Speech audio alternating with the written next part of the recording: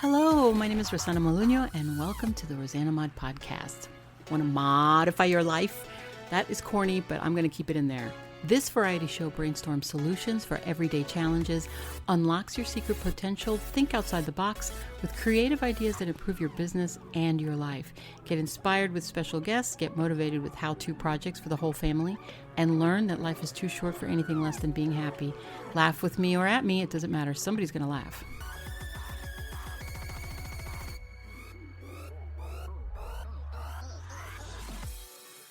Welcome to the Rosanamod Variety Pod. This is your vessel and host, Rosanamod, aka Rosanamod. We are at episode 95, and today it's all about soulmates.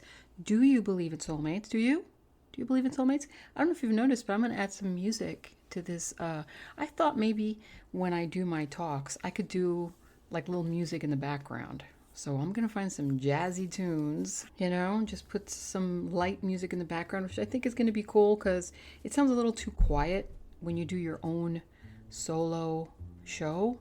And until I get my interview people lined up, which I have, I just have to find a day. Oh my God, that's such another story. I'm not even going to go there. It's getting me mad just thinking about it. I can't get anybody to commit to a date and time. And when we do find a date and time, it never goes with mine together where we can actually meet and talk or Zoom or whatever. Anyway, oh my God, I'm having my ADD moment. So, soulmates. Do you believe in one soulmate? Think about that, really. How many times have you been in love? Seriously. Only once? Did you miss your soulmate? Were you only in love one time and you let her go? And you screwed up. Okay, well, you know what? Maybe that was your soulmate. And maybe that's why you're not happy now, okay? That's the reality.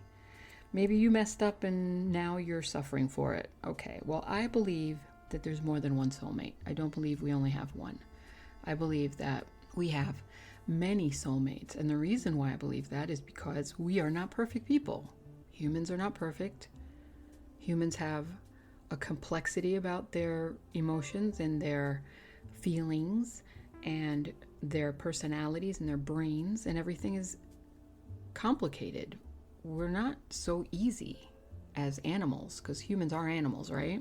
Knowing that and knowing how many millions of people are in the world and how many millions of people we interact with throughout our lives, how can we say we only believe in one person out of all of those people that's perfect for us? I think that's like a Cinderella fantasy. To be honest, I think that that's kind of like a fantasy. I think that we've deluded ourselves or brainwashed ourselves to believe that maybe there is only one person out there for us when there isn't. We're not pigeons or crows. They only have one mate for life. Okay, I'm sure there are other animals that do, but we are like, like lions, for example. They have different mates. This is just my theory and my opinion, okay? How many soulmates have I had? Well, I had 1, 2, 3, 4, maybe 5. Okay, so maybe 5 times I've been really in love, where I felt like I was really in love. And were they my soulmates? At the time, I did feel like they were my soulmates. Were they? Does it matter? See, that's the whole point. Does it matter if they're soulmates or not? That's silly. I think it's silly to write a list of all the things that you're looking for in someone and saying, like in that movie Practical Magic with Sandra Bullock and Nicole Kidman, where she writes a list of the person that she's looking for and that's her soulmate, the perfect man for her. I don't think that's such an idea that it's going to get you your soulmate. I think it's just going to get you somebody that you want. You're going to manifest him into your life, but nobody's perfect. So he might have everything on the list, but what happens if he doesn't? Are you missing out? Then are you going to cancel him out as a soulmate? Why if you meet somebody that you think is perfect for you? Because there's no such thing as perfect, right? We know this because we're not perfect people. So there cannot be a perfect person. So let's say that we meet somebody that's almost perfect. Everything about him we love, everything about her we love, and we're getting along great, and he tells you he loves you, and she tells you she loves you, and you love them, and blah blah blah. Ooh, and I love you too, and I do, so do I do you, do what are you gonna do? I love you, ooh, and I you, whatever corny crap they tell you. I'm just saying, if they say that kind of crap to you, they go, okay, whatever, you know what, put your money where your mouth is. Let's see action. Because sometimes you talk a lot stuff and nice things, but you don't really show up to prove it. So you're muting out the I love you if you can't move on it, okay? Just saying it isn't going to matter. Don't waste my time. I'm not 20, okay? I'm over 50 here.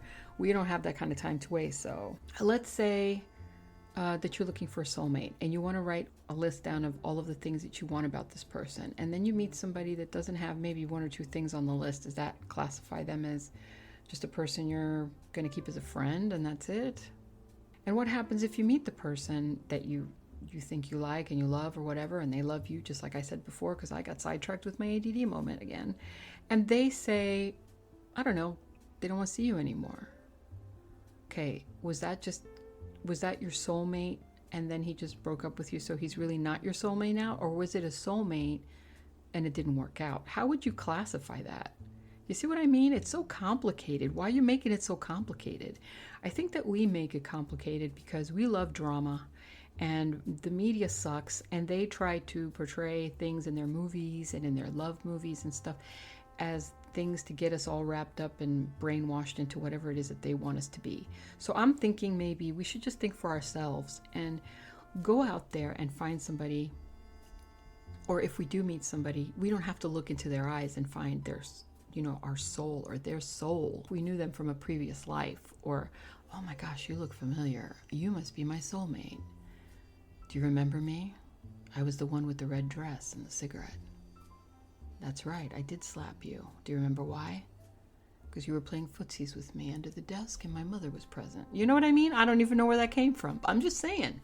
If it's something like this, that's ridiculous. Don't do that. Keep in the present.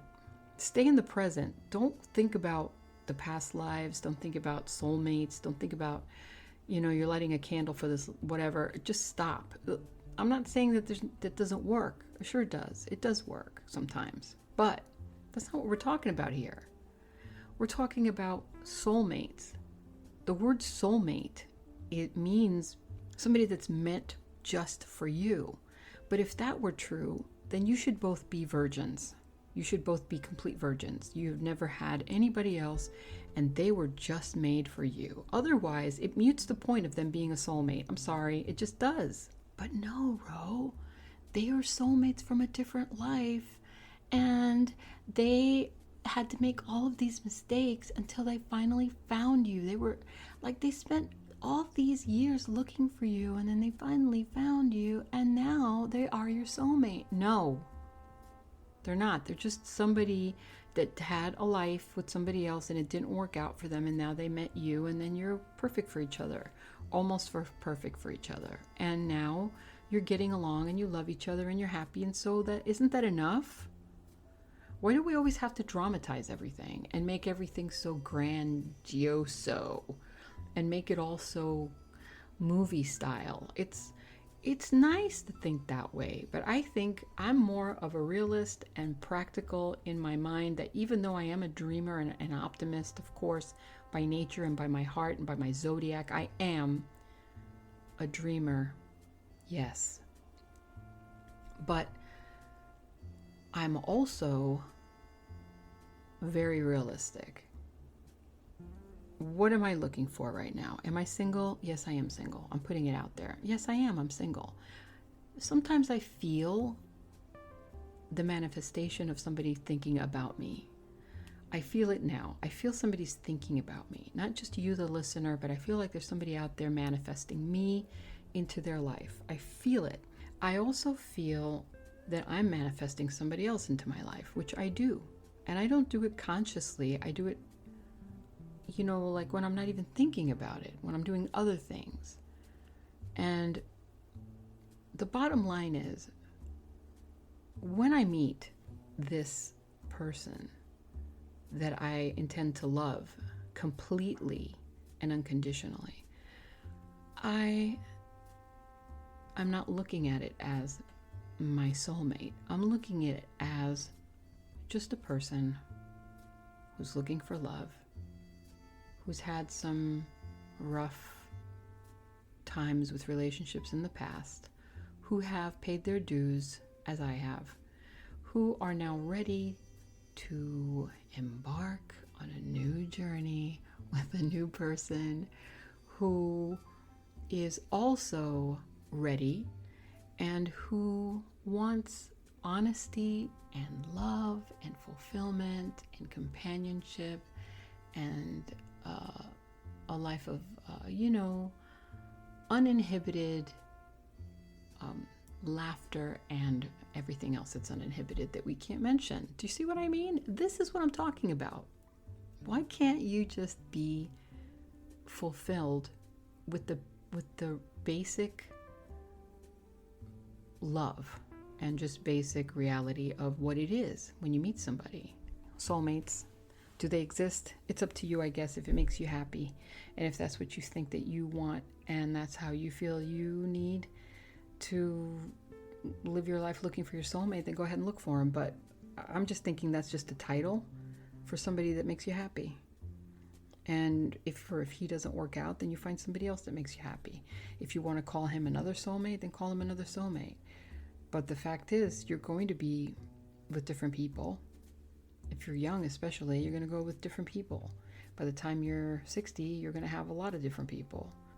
You can classify them the way you want to, but let's call it what it is. Let's just be realistic, okay? Let's just be honest with ourselves. And I think being honest with yourself is really the first step in finding somebody to be honest with you, right? Okay, so on that note, if you like the show and you want to contribute to the show, there's a link below. PayPal. Thank you very much.